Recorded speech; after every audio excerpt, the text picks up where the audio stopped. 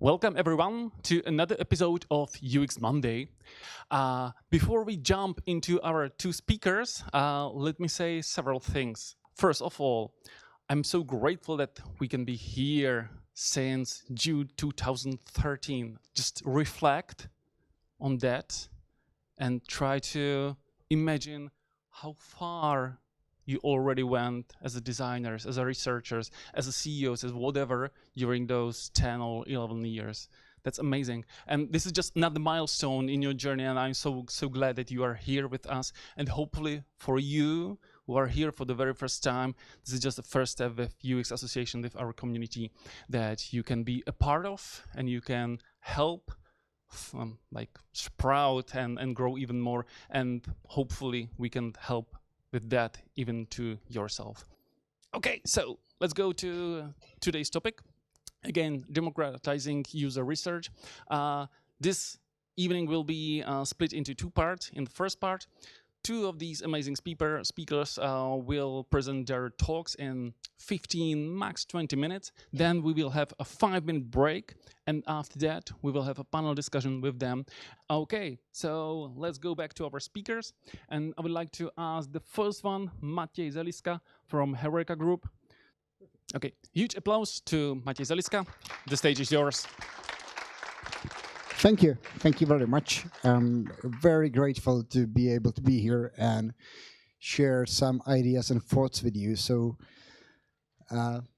let me just begin with a little introduction of who I am, so you know that I'm not just some guy they picked off the street. Well, first of all, as you can see, I'm lazy because I just copied part of my LinkedIn profile into here. And not everything is there, so I just want to start by saying that as probably many or maybe even most UX professionals, I studied something completely unrelated. I studied international relations and journalism. Then I spent some time kind of searching for myself professionally, and that process kind of culminated when I joined Parbeni. Some of you might be even familiar with the agency. And that's when like my brain got completely rewired and I started to see the world in double diamonds. And then I got into a little Brno company called DataWebs. And a couple of years ago, that company got acquired by Heureka Group. So I was actually just part of the deal.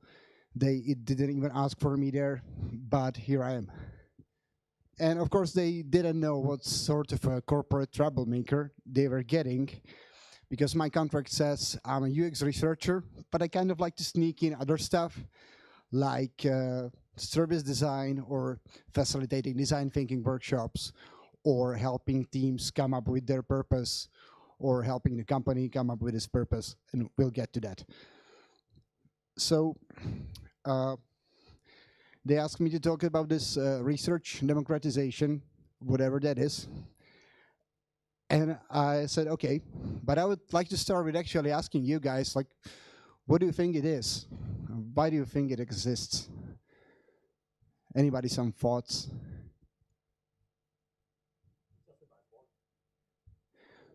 Yeah, buzzword. Any other ideas? Maybe what could it be? Saving money, yeah.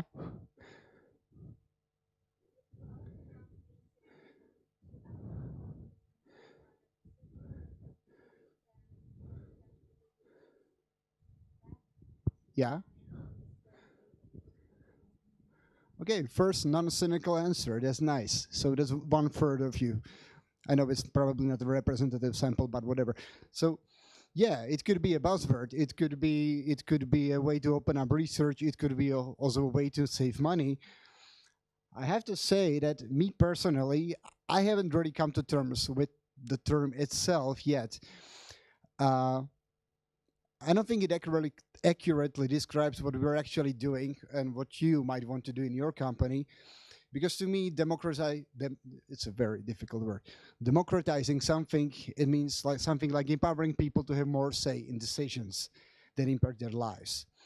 And first of all, when you say democratizing research, it somehow implies to me that maybe research by default is not democratic. as if researchers were walking around in their companies with sticks and beating up people who dare to talk to users themselves without permission. I mean, if I see somebody from my company wanting to talk to a user personally, I have tears in my eyes, tears of joy. It's amazing. So I would then argue that our goal is not actually to democratize research, but we are democratizing the way our company operates when it comes to product discovery as a whole. So we are kind of just trying to empower the non-researchers, or maybe simply everyone, to have more say in the decisions within the organization and to actually make the decisions better. So I'm a long-time Simon Sinek fan, so I'm going to start with why we felt we need to make some changes in the way our organization works. So let me just check real quick. Is there anyone who doesn't have a clue about what Heureka Group does? Okay, I'm just going to tell you anyway because I really like these. We are here to build a world where anyone can buy anything in a blink of an eye and never regret their choice. That's our ambitious vision for the world, and we want to do it by integrating the world of e-commerce into one ultimate tool that empowers people to make the best purchasing decisions and get what they need. So it means we are basically running this nice portal. Maybe you have seen it. So I'll give you a little bit of a context so you know what Heureka is going through right now. For a long time, Heureka Group has been basically nine price comparison or shopping advisory sites in 9 countries, running on 3 different platforms. So if you know something about development, you can imagine how fucking unsustainable that is. Like, if you want to innovate, which is something that's highly recommended, if you want to make your business profitable, you have to do everything 3 times, and you have to maintain 3 different platforms. So you can imagine that our developers were feeling a little bit like this. So right now, we're doing something which haunts the dreams of every CPO, replatforming.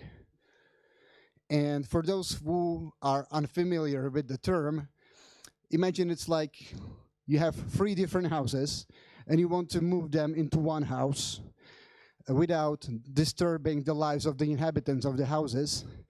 And while the inhabitants are expecting that you are going to at least move them into a nice villa, the new house isn't actually better. It's basically the same, it just doesn't have electricity yet. So that's basically replatforming. So this whole thing doesn't go very well with innovation, and it means we accumulated quite a huge debt in many ways. But there's a light at the end of the tunnel. We see it, and we will be ready to truly innovate soon. But we will have to be really fast and really good at product discovery. So we should be driving product discovery. If it would be just researchers, basically, it would be this nice little team, so the 3 of us. I have to say we as a research team are quite blessed because people actually listen to us. They want our help when making decisions. Not just people from product teams, even people from business development come to us sometimes even before they have ideas of their own. People from marketing or CS or C-level. And here we are in the context of the product department. This is just the product managers and designers, not even counting the developers. And this is our nice little team in the context of the organization. So the issue is obvious. It's not possible for 3 people to support all of these people in their discovery efforts. And yeah, you might argue that not everyone needs research, but it wouldn't be that dramatic if I just picked people who need research. And also, more often than not, we're not just serving product teams, we're also serving those other teams and basically running internal projects and basically affecting all of these people, which is a big responsibility. And we kind of manage to divide this responsibility amongst us, but sometimes, especially with this impending pressure to innovate, we often also feel like this. So that's about why. That's why we cannot have 3 people informing all the product decisions in the company. Now let's get to how. And I know you're probably expecting me to talk about how we teach people to do research, and I won't, not yet, not immediately. And I'll start at a different point. So this was back in late spring on 2021. The ladies from my team went to a nice conference, and in the meantime, I was recovering in hospital from a horrible bike accident because I'm stupid. But luckily they did go, and they brought some inspiration with them, and based on that inspiration we decided to create our own team mission and vision statements. So this is basically our UX research team mission statement. And I want to highlight two things here, which I actually highlighted. And the first one is we basically made the company's vision in some way, somehow, at least partially, our own responsibility. And we also built in the empowerment of others to do research into the core of who we are as a team. And that meant that when we realized that at that point our company's vision and mission weren't really that strong, weren't really that user-centered, actually weren't really interesting, we started digging into it. And what happened when we actually ended up facilitating the process of creating a new company vision for our organization. With this proposition, which this proposition is already reflected also in our brand communication. And what happened next is that we also began helping other teams, like with defining their purpose and goals. And it started because they saw what we did for ourselves, and they wanted the same, so we facilitated. But now it's kind of a bigger picture, and is a part of helping them to define a purpose for their team that is based on the purpose of the whole company. So why am I telling you all of this? It's because we don't do research for the sake of doing research. We do it because we want to fulfill some objective, maybe some purpose. And for democratization to truly take place, it's not everybody, it's not enough that everybody knows how to do research. It's also crucial that everyone understands the highest of companies' objectives, and that they are able to find their own place within them.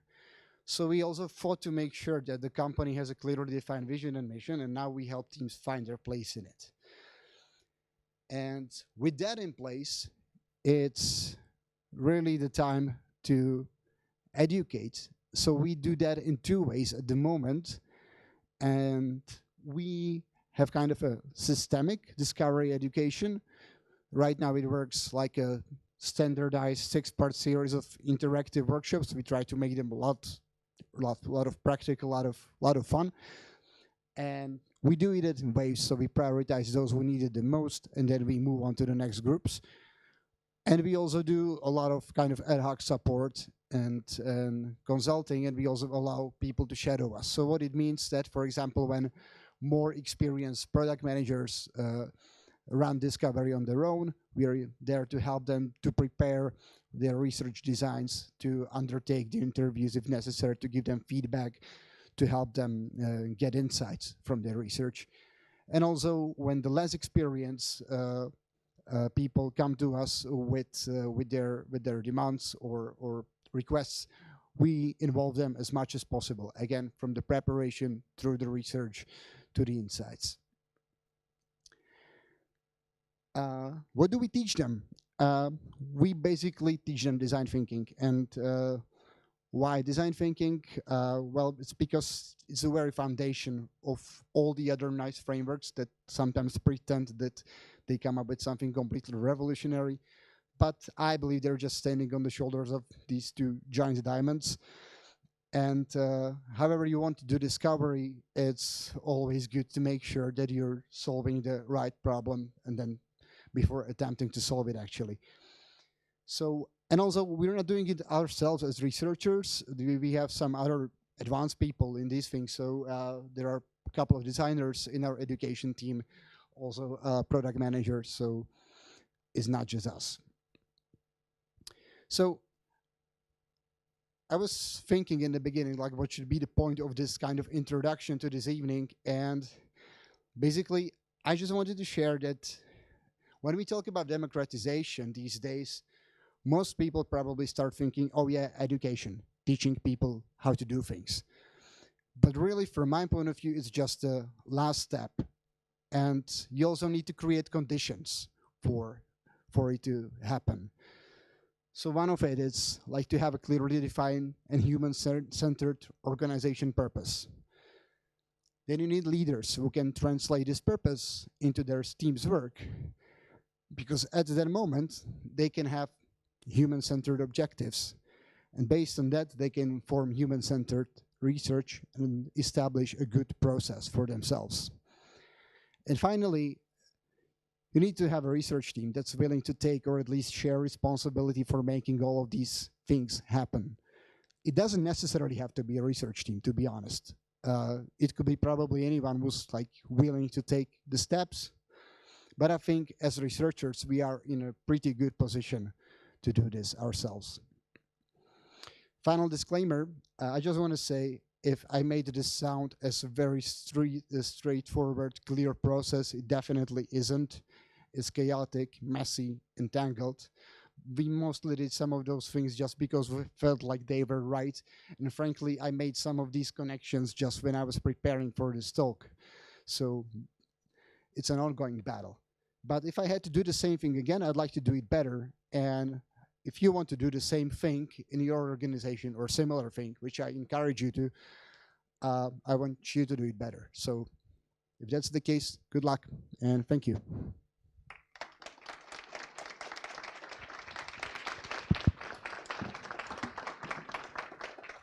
Huge applause to Ivana Kolcunová from Alma Career. It's yours. So good evening to everyone. Just first question at the beginning. Who of you was 2 weeks ago in Semrush on the... Oh, wow. Okay. Part of the presentation today will be similar or maybe the same, but there will be as well new things. And maybe few of you just say what you remember, these 2 weeks ago. What's stayed in your head? What find you interesting? Raise your hand. Nothing? Oh.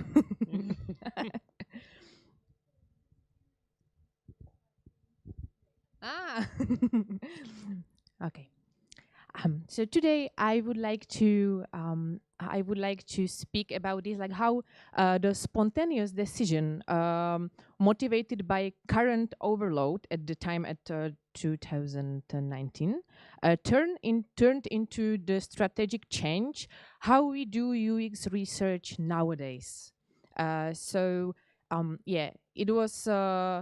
It was not planned and nicely strategically thought that, okay, let's do the democratized research and it will be nice. We're like, oof, like we don't know what to do and how to save us and our capacity. So let's try to do something. And then then it came to the point where we are fully democratized today. So I will share this way.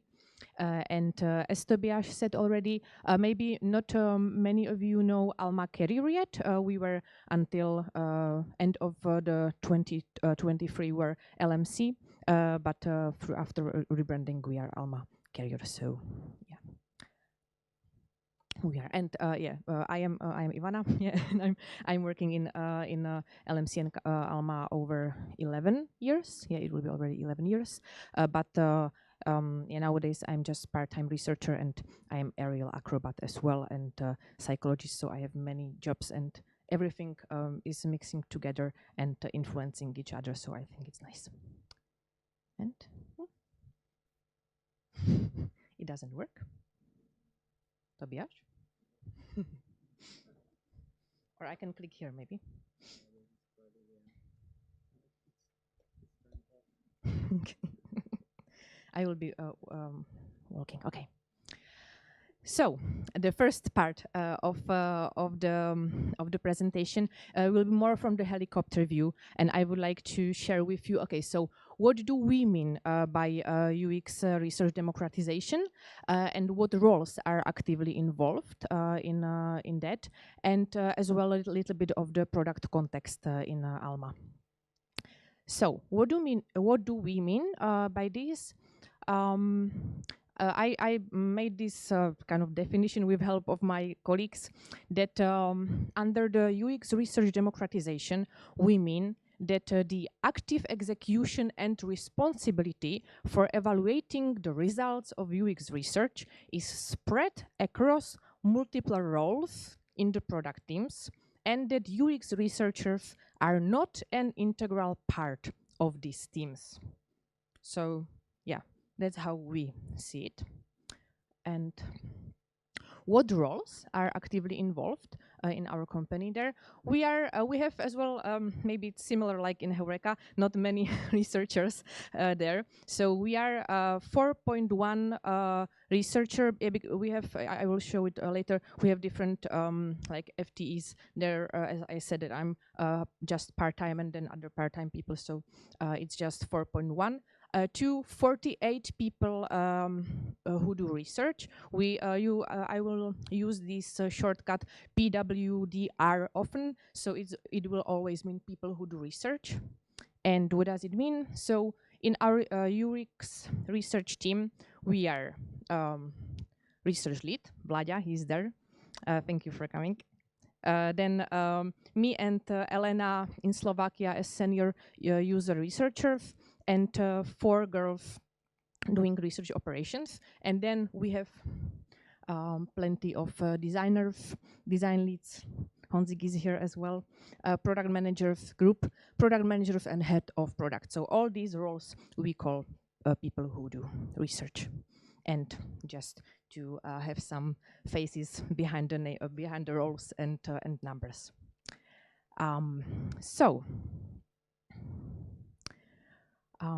Maybe you are familiar with some of our products, and yeah, in general, we are active in topics like job postings, HR data, employer branding, and so on. So all these products, are taking care of this. And what's important to say that across the products, we like there are always the product like trios, let's say, like we call it Holy Trinity, and there is always UX designer, product manager, and lead engineer who are really like taking care of the products, and then developers and so on. And those and designer and product manager, those 2 roles are doing the research quite intensely, and in ideal world they are cooperating together. Time to time it happened that they have like each of the role has different goals, so they are doing like research by themselves and not cooperating, but mostly they are working and cooperating together. So that's the like jednotka, the unity, like which is working around across the teams. So I think that was enough for the helicopter view, and then let's look a little bit more closer how in reality it looks like, and why we came to this point. So as I already mentioned, in 2019 we were kind of overloaded with the tasks, and we were doing usability testing, deep dives. We are trying to do it for all the teams at the time, and it was just too much. We were not able to. It took so much time, and we were really overwhelmed. So we got great idea. We thought, okay, so let's do some workshops, and then let's leave the basic research, mainly usability, to the designers and product managers, and we as researchers, we will have more time for doing strategic research, and it will be just great because we'll have more space for this, and it will be beautiful. So we are really happy about this idea, but with the time, step by step, we found out that it's little bit different. And I don't know if somebody of you know this feeling that you think it will go somehow, some way, and that it turns completely different way. And we just came to the situation that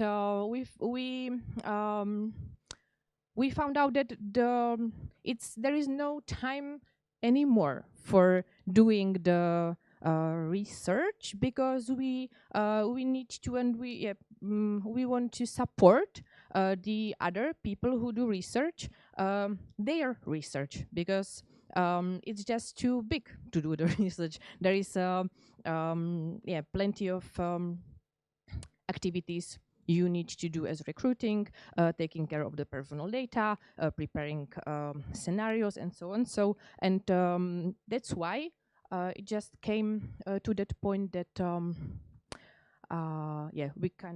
we mostly stopped to do the research and turned into the supporting others with their research.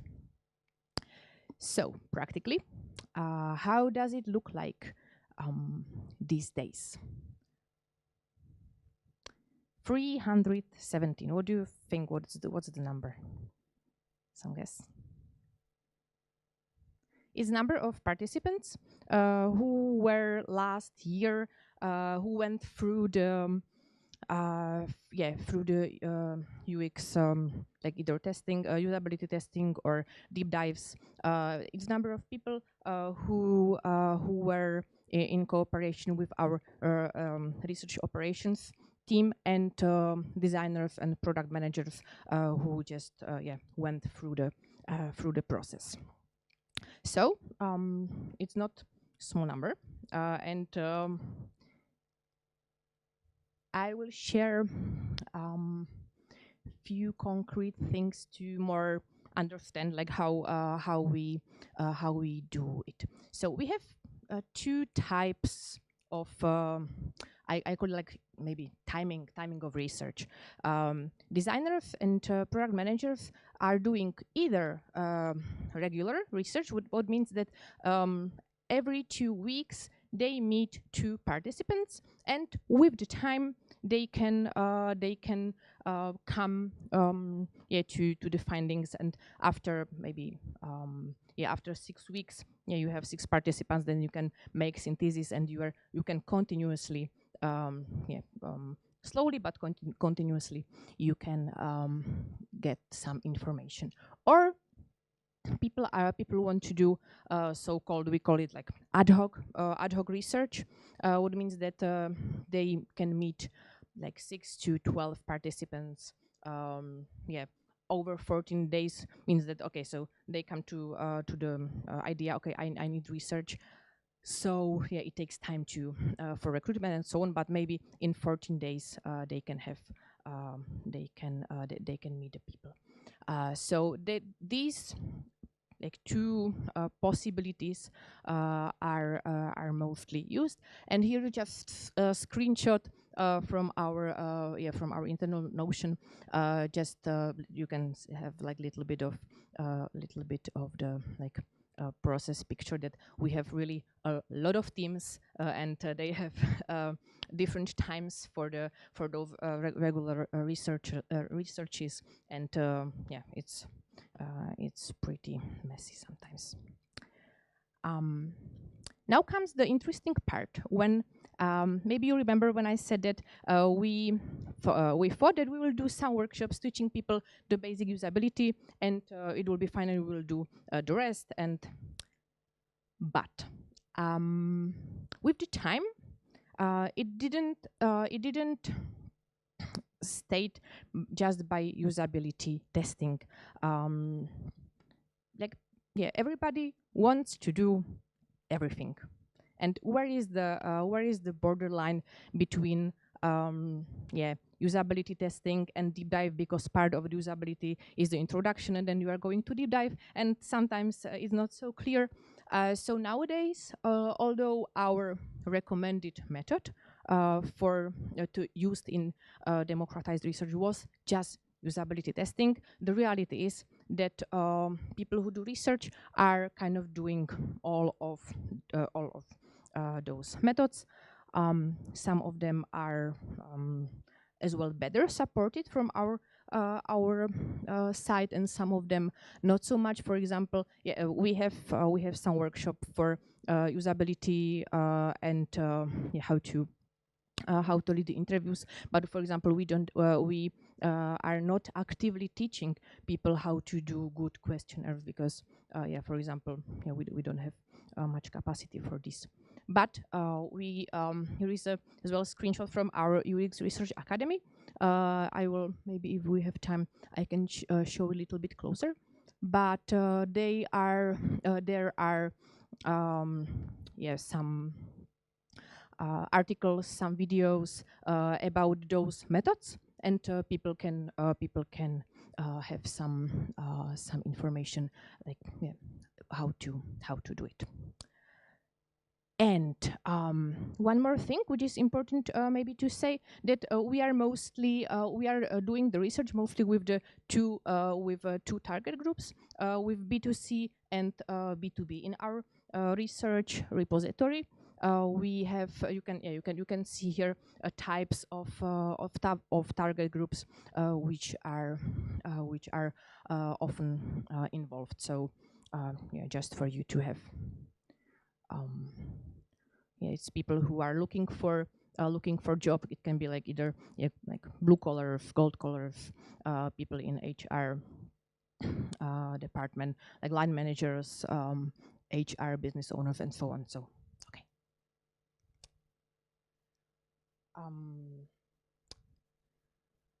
I was trying to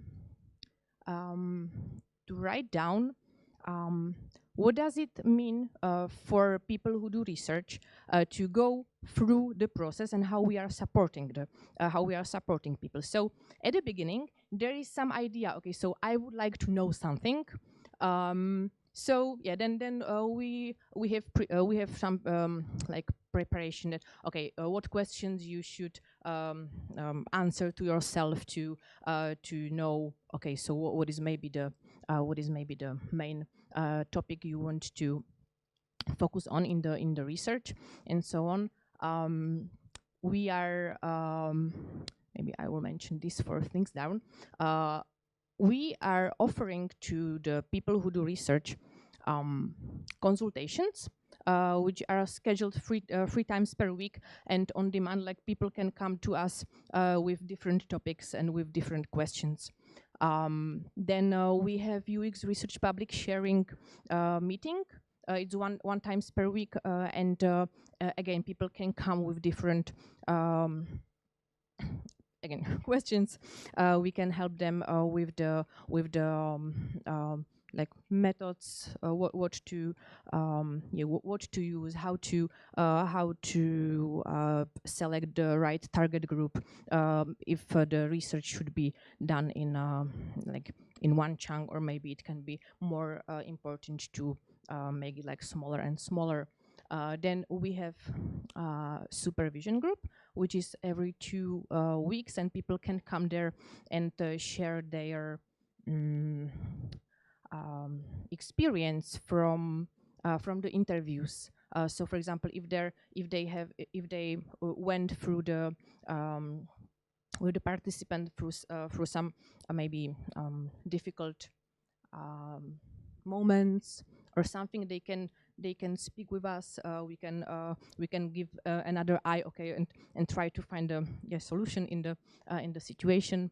And then, as I already showed, we have this UX Research Academy, which is 24/7 available, and people can have the know-how there. So I mentioned this before the full process, because this is the support from the UX research team, which is available to the to all of those 48 people who do research in their activities. So and with this support, they can then go through the process. So I will come again to the beginning. So they have idea. Okay, I would like to know something. Then if we through consultations come to the conclusion, okay, so it will be really the best idea to meet the people, because it's not the best idea all the time. So if the idea is okay, so I would like to do deep dives, usability, or something like this, then there is a process when they schedule a meeting with our REOPS girls, and they are starting the recruiting, and this can be another like session that I can explain how the recruiting works. So I will go here. Okay, so after participants are already like found, and people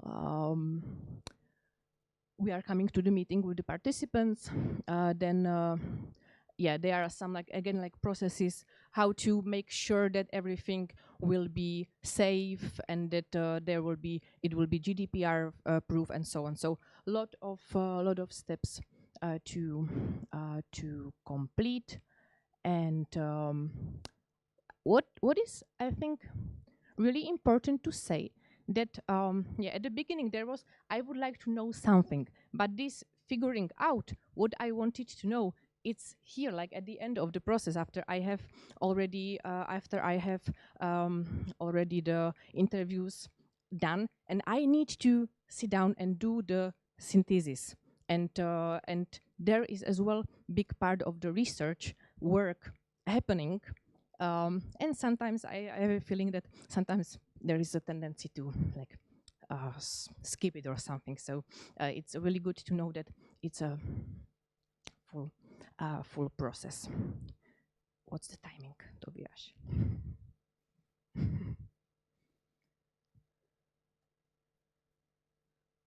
Okay. Because I had my plan was to show you in detail how it looks like, so that's why I have it in Miro with all the with all the ways, but yeah, it's just not possible. So if you are interested more in detail how it looks like, feel free to ask me after, and yeah, we can I can show you it in a more detailed way how it really works, because it's just impossible with the time. I asked our designers and research and product managers how do they perceive this UX research democratization, and here are five topics. So they are really happy that they can come more in the direct contact with users. They can expand their competencies. They are happy about the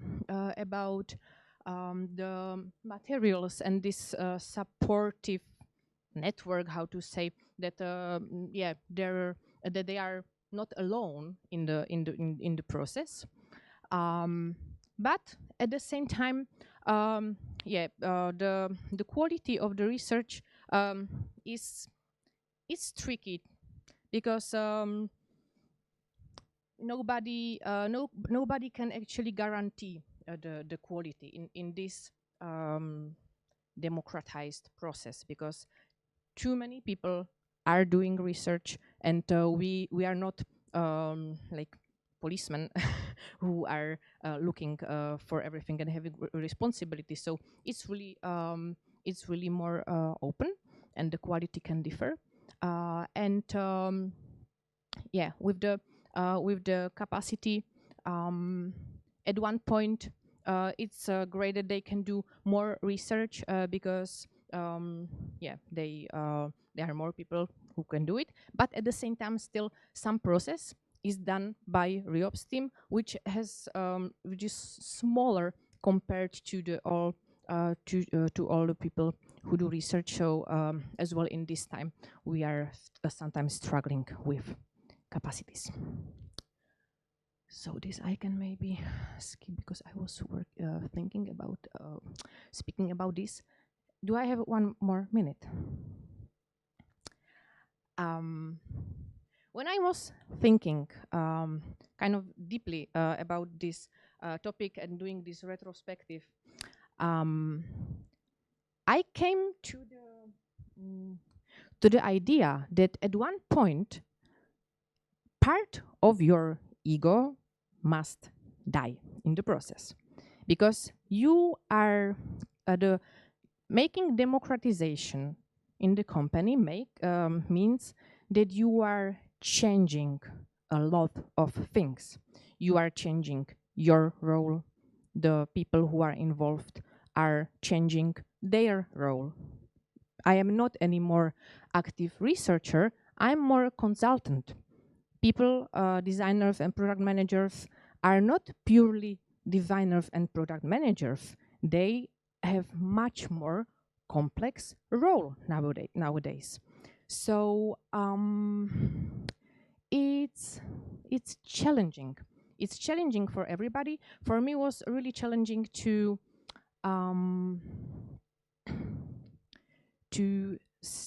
like hoping that everything will be done nicely. No, it's not possible.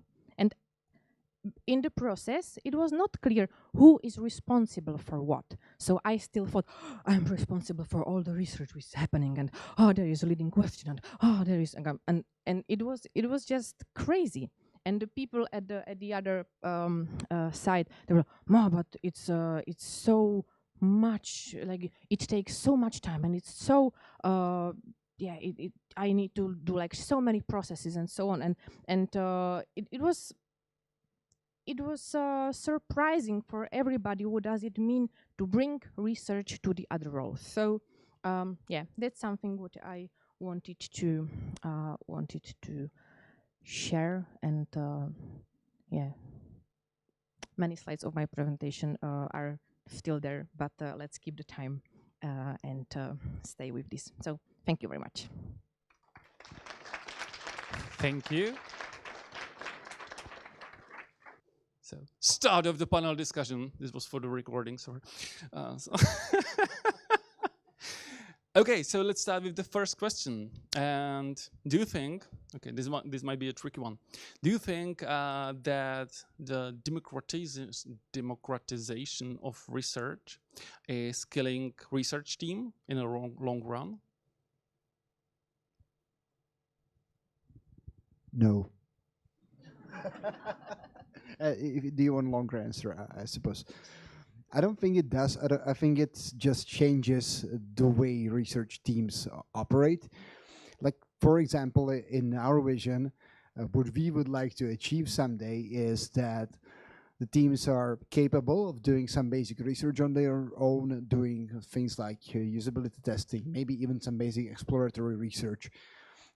We should be there as their support, as consultants, and at the same time, we would like to be doing more strategic exploratory research. And I think in the future that will be the role of like dedicated research teams to do this like more strategic research, while the product managers or product teams are more in their specific tasks, iterating on their product, making it better, innovating. So I think that's one option. Thanks. From my point of view, it's a matter of capacities. In those capacities we are now, we are mostly supporting. So as I said, we are not doing research. And what I can feel on myself, when I'm not actively doing research, I'm not developing myself as a researcher anymore. So I don't know what are the trends now. I don't know, because I'm not doing research. So I'm more... that's with the change of the role. So we are more consultants. We are doing more reops. We are doing this support. But as me as a researcher, I'm not developing my research skills. If we can be in our team like much more bigger, I don't know, at least 5, 6 more researchers that they can operate in between in the product teams, then we as a team can be much more skilled in as well in the nowadays trends. So that's my point of view. Thanks. It reminds me musician playing violin in orchestra, stopping playing violin and start teaching in the music school. I guess it requires a completely different skill set. Is it still engaging for you? Is it still fun? Do you enjoy? Like personal question, I know. I'm starting to like it. No, because there was a time where because I went through a big burnout because it was like too much. I was not able to prioritize things. I thought that I need to be a researcher and do the democratization, and I was a manager at the time as well, and it was just not possible to do everything. So now when I just more clearly see, okay, my role is to be a consultant, and I'm not trying to save the company. So in the research when I'm it's starting to be more fun because I'm not so overwhelmed. And as well as I said, I'm working as a on part-time because the other part of my life is aerial acrobatics, which I love a lot. So I'm like making more things which are making me happy. So it's balanced, yeah. And we have a great team and great support within the team. So that's as well something what makes me kind of happy. Yeah. Thanks. And what about Matej? So for me personally, I love it, and it's because I just enjoy coaching, teaching, mentoring people, and helping them like to develop their skills. So that's the part that I really enjoy. And also, like, maybe I never really saw myself like a purely a researcher. I was always into service design and design thinking and like the whole process, into facilitation. So for me, this is like maybe even more natural than just doing research. So I think it's very like subjective. Have you experienced this? What about the resources that helped you for in this transition to a new role? Is there any book, any blog or anything like that you would recommend to the audience in their like democratizing efforts? Meditation.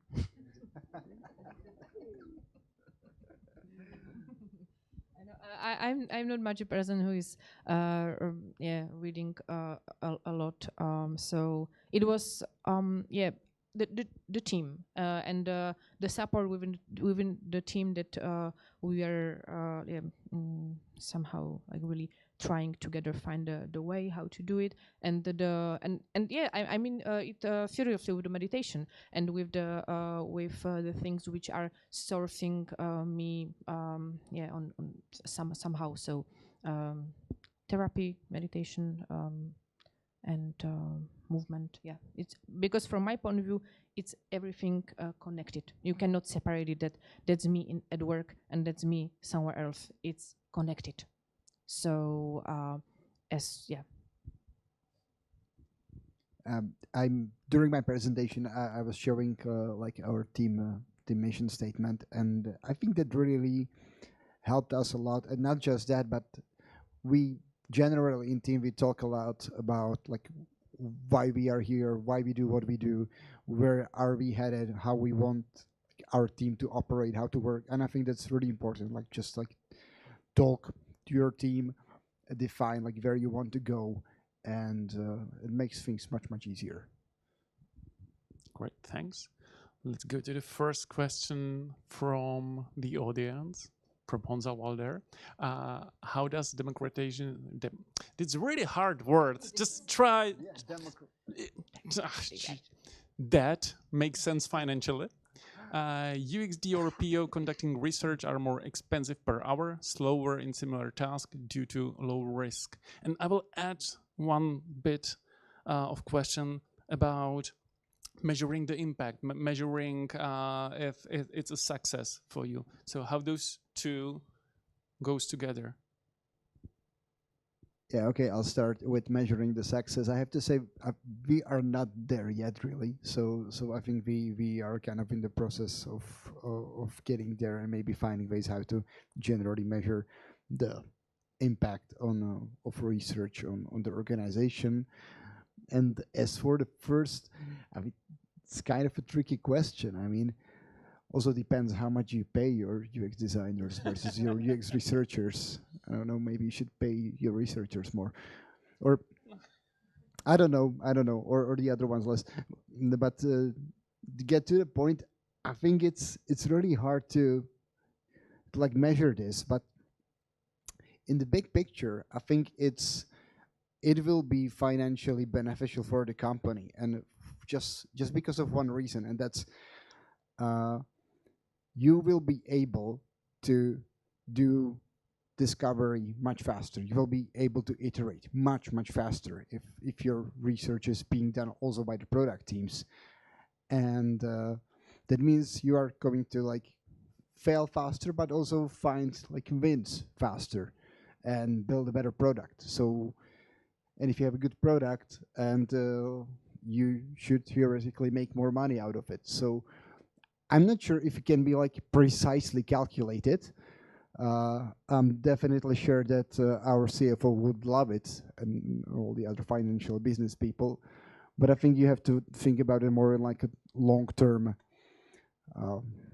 like a more long-term thing. Like, where is it going to get you as a company? Yeah, follow-up question. But for the recording, please. If the results are so much faster, why is it so hard to calculate the impact of this? I think it's isn't hard once the process is like well set, but or it shouldn't be hard. But I cannot really answer because right now we are kind of still in the middle of the process. So once we have like fully democratized research and we are doing a lot of continuous discovery, then maybe we'll be able to like calculate the direct impact. But still, I think it's going to be tricky. There's always so many things that like impact the success of the company. Like, so again, getting like exact calculation. Look, I'm not a good with the business numbers, so maybe somebody in our company will come up with that, but it won't be me. Thanks. And Ivana, what do you think? For me, it's really hard to answer this question. Like I don't know. I have this trust that like when the company work like this, it makes sense to somebody, you know. And I'm at my role. I think I cannot see all the all the connections, like what influences what and what is from the business perspective good. I cannot answer this question, but the thing what I can say is that the UX research democratization for sure is not saving the capacity of researchers. Yeah, so I think yeah, it's for sure, from my perspective, not a tool for saving anything. It's not a tool for saving money. It's not a tool for saving capacities. That's what I can say for sure. But if it can bring some money, I don't know, but it cannot save. Yeah. Okay, thanks. Maybe a follow-up question, slightly unrelated, but still. I'm curious about time to value. Because at the beginning of this, you have to pour quite a lot of effort to make the whole machine works. But then it starts to pay off. What do you think that in your cases was the minimal time when like those two start like cancel each other and actually brings the value to the company itself?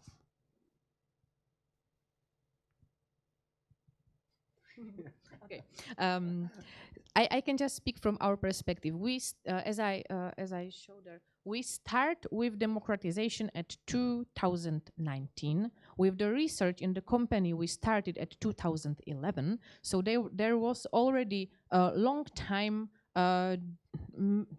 doing it and doing some expertise.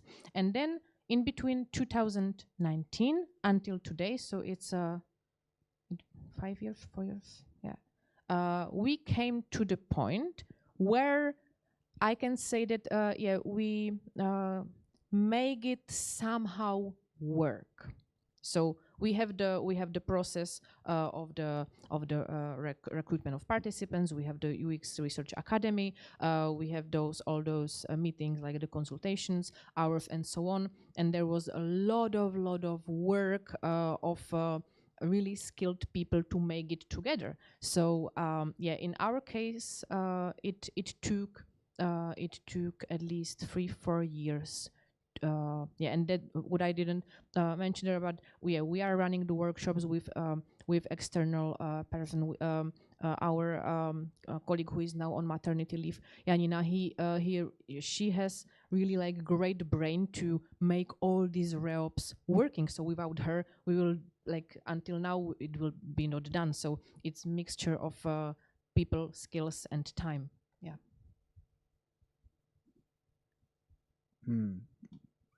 I'm kind of going to answer sideways, I guess, but I think I have slightly to some extent I agree with you. Like it's not like democratizing research isn't that much of a time saver. On the other hand, I have to say, like since we had like more, let's say, advanced people would research in our company, and they were capable of doing some things on their own without me like being there full time. For example, it gave me some opportunity to work on some more strategic projects. So one of the value could be that you can get your researcher doing something on something really big. And one of those things was, for example, creation of that like a new proposition for the company, which stemmed from the vision and mission. And it's hard to say like how long did it take, because some of those people were really advanced already before we like started really like doing like this whole lot of education. But I think that could also be an impact, like your dedicated researchers get to work on some really big strategic things that can actually like realistically bring, for example, more funding to your company for more investors. So there's definitely an impact. It's hard for me to like evaluate exactly. To be honest, I don't really care personally, because I feel like it's not what I'm good at and not part of my job, and I trust other people to be able to evaluate. But I think the impact can be like quite big and even relatively fast. So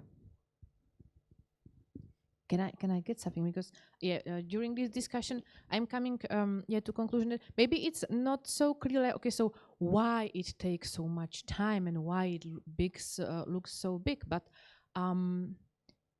maybe you remember this number 317. So when we as a company are doing with so many people some kind of activity called research, then there needs to be, or we are trying that the people have like different, similar experience with the with us as a company, with the quality of the activity done. There is some ethics, there is some GDPR, and it's enough that just like with one person can go something wrong from this. From this point of view, and it can have like big impact on the whole company. So that's why there are all those processes and recommendations, because we are just many people are doing something what has big impact. Yeah, that's something what I wanted to add. Understandable. Okay, let's jump to the Slido. We have multiple questions about tool and technology and stuff like that. So first start with, do you have research repository and how PWDR handle it in the context of that hard word? Okay, you can. Right. We are working on it. We are currently experimenting with a tool called UserBit, but it's quite possible we're going to switch. I think like that's definitely a big part of the whole process of achieving the hard word,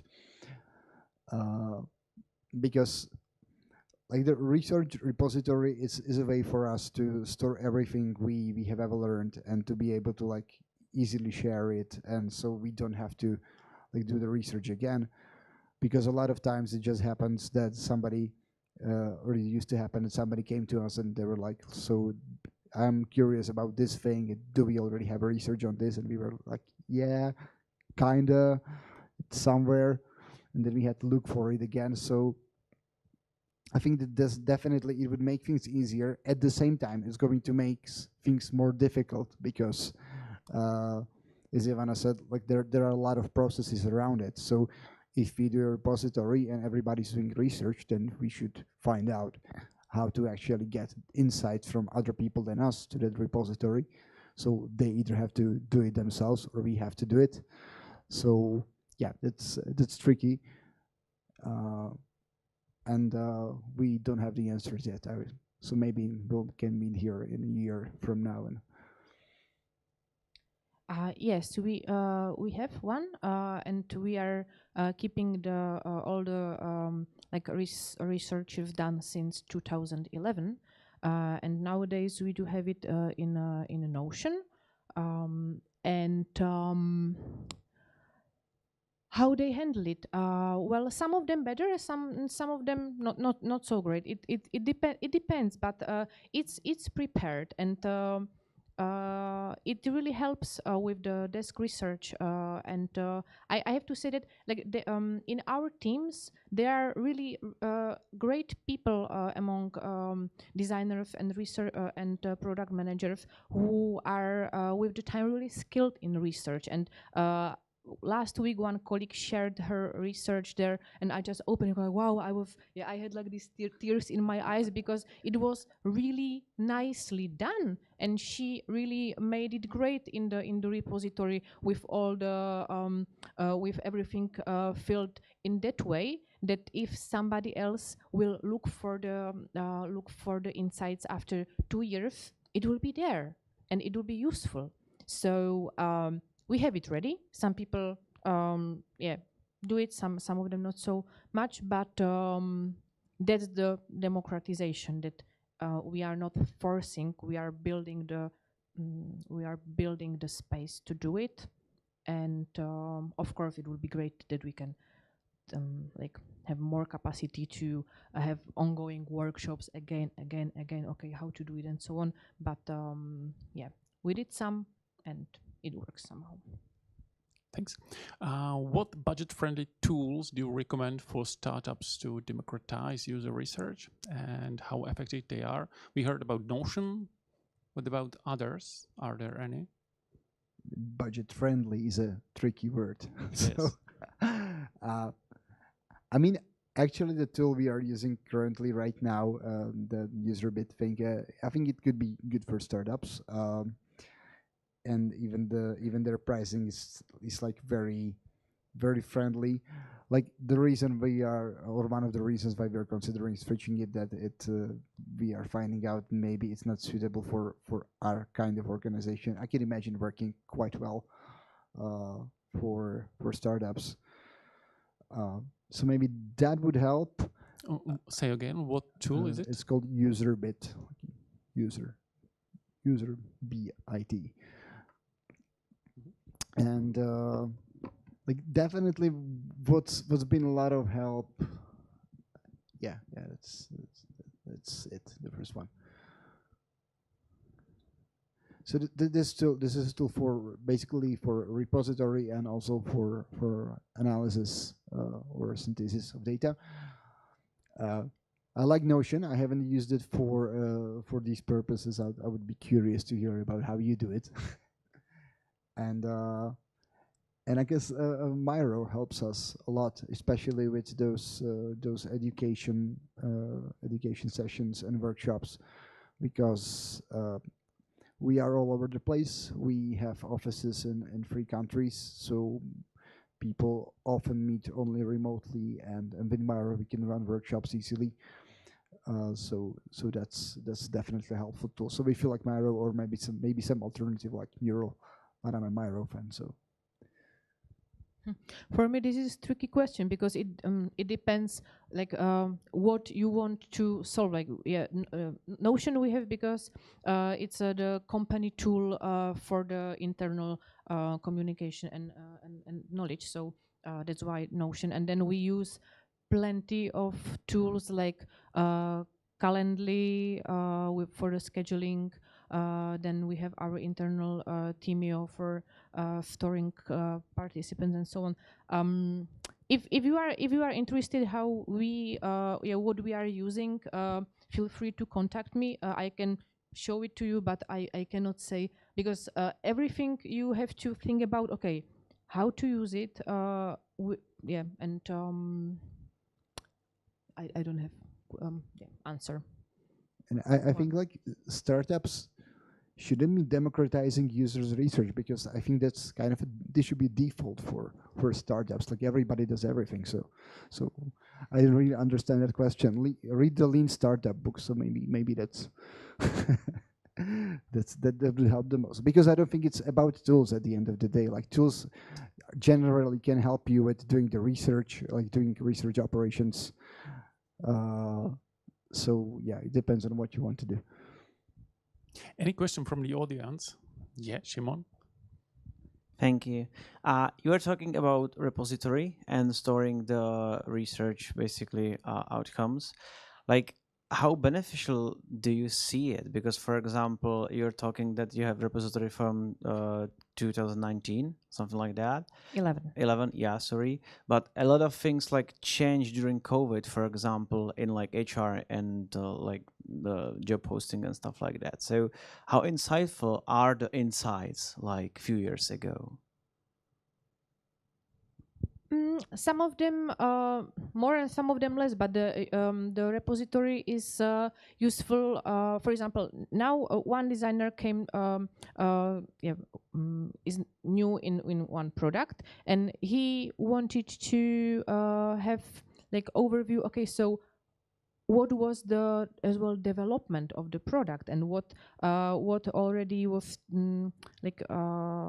what ways were already tried and which not yet, and so it's as well it's as well the history of the thinking of somebody on the product, what ways were useful more and less, and people are using it, or we are as well. We as researchers have maybe bigger overview what is still what was, for example, really insightful, and we can dig there and say, okay, so maybe you can have a look, and maybe something of this can be still actual, something not anymore. So it's a puzzle. It's a puzzle. I don't know if it answered your question, but it's like pieces of information there. Yeah. Like definitely, for example, if you do usability testing about your products, there's not much reason for storing that, because you are changing your product all the time, you're iterating. So like it doesn't really make sense to store an information that in 2018 users are unhappy about the color of this button. Like it probably won't, it's not much of a big insight that you have to store. But there are things that are like more strategic in nature, about people's behaviors, some traits, characteristics, and you might want to keep that because that doesn't change so quickly. So, for example, in our team, we agreed that we are just going to basically store like the bigger strategic exploratory research if we won't put like usability test result into the repository, unless we, for example, learn something like really deep by accident, which sometimes happens. So. And actually, time to time, we still we know that one issue was actual 7 years ago, and it's still valid today. So it's then and then you can point it out. Okay, so yeah, we are still speaking about the same topic. So maybe now is the time. Okay, so we have place for 3 more questions. Please use your thumbs to select your favorite one. And I will ask my last question. What is the current biggest obstacle for you in your efforts in democratizing research? Capacities, I guess. Like, that's one thing, but also right now we are kind of in a state when the new fiscal year is beginning, so the whole company is deciding on the like new goals and new objectives, and like unless that's cleared out, and then like we have to spend a lot of time just discussing like what we want to do next, and that takes a lot of time. So, and also like if you have a clear objective, I think it's like much easier to kind of lean into it, or to like make the case, okay, we really need to start democratizing, because okay, you say we want to achieve this thing and we have to innovate a lot to get there, and we want to do it unless we like democratize research, because we need to be more efficient, we need to be quicker, faster, and everything. So yeah, capacities, and sometimes it could be troubling, like to have a lack of priorities, but it's mostly capacities, I think. Yeah, I will speak from my own perspective. For me, it's still this matter of like for what are my responsibilities and competencies. That's something what I'm still like looking for. For example, we built this UX Research Academy. I spent almost 1 year of my life kind of like doing this, and yeah, it's here, but honestly, I don't know how much people are using it, and I even not trying to look for, because I have this fear that maybe nobody is using it, and I have no like how to say force to force anybody to do it, because it's on the level that if you want, you can do it. And so that this uncertainty in many things, it's something what makes me not feeling so well. But at the same time, I'm always happy when I see that somebody is using it, that it's helpful, that people are curious. So it has yeah, this plus and minus. Yeah. Okay, great. Last question from the Slido. Do you guys also outsource research? What is it usually, and how do you choose the right supplier? Our team doesn't outsource it, but we as a company are outsourcing some research to external agencies. Actually, and I'm as well like in my head questioning is like how the process is behind, because very often the outsourced research is not in it's not in cooperation with our team. It's yeah, it's sometimes like more driven by like marketing or something, but it's done the research there, so it's spread. Yeah. Okay, good. I'm not actually sure if we do it, Ramcho. Do we do it? Sometimes, yes. Yes. So, yeah. But I don't really know that much about it. Maybe you can answer if you like. I'll take it. Give it to my team lead. Yeah, hi. So we sometimes outsource research. One option is research which is mainly outsourced by marketing team. When they want to test campaign, we don't help with that. We just help them find a good agency for that. And another case is when we have some ad hoc research which is very on some specific topic. We don't have a lot knowledge on that, so it's easy to find some freelance researcher who help us with that. But I think it's good that Thank there you. can be like completely like different eye, because we are already in the company, so it's good to have an outside eye. Yeah. Also, I think there might be more of that coming because we are in basically 9 countries and we only have offices in 3 of those. And for example, we have also websites in Bulgaria, Romania. We don't really have researchers speaking Romanian or Bulgarian, so maybe it will come to it at some point. Great, thank you. I would love to ask the whole night, but we don't have enough time. So last question from us until we move to the pub. Is there any thought, any idea, anything, any crucial topic that we haven't touched on today, but you would hate the audience to come out without knowing it? Now is the time to talk about it or to highlight anything that you already mentioned. Yes, don't panic. I was just watching Hitchhiker's Guide to the Galaxy yesterday, so it's what came to mind. But it's probably like the gist of it. Like, we all live in this kind of volatile world where everything is changing so fast. The companies we are working at are changing so fast, and we are trying to adapt desperately to that. And this trend of democratization is one of those things that are changing us. So I guess it's good to just, not panic. Talk to people around you. Talk to your team.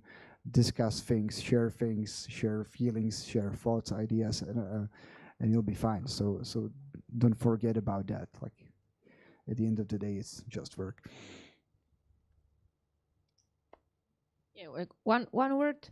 It was communication, personal communication with the people, with your colleagues, within your team, and really, I wanted to say actually really similar thing, because you are still cooperating with the people, and I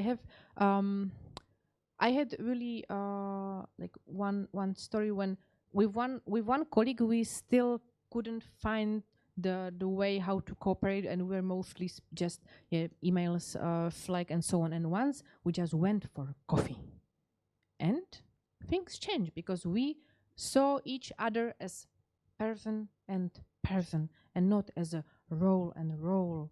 So really normal communication, person to person, and understanding, respect, and that's it.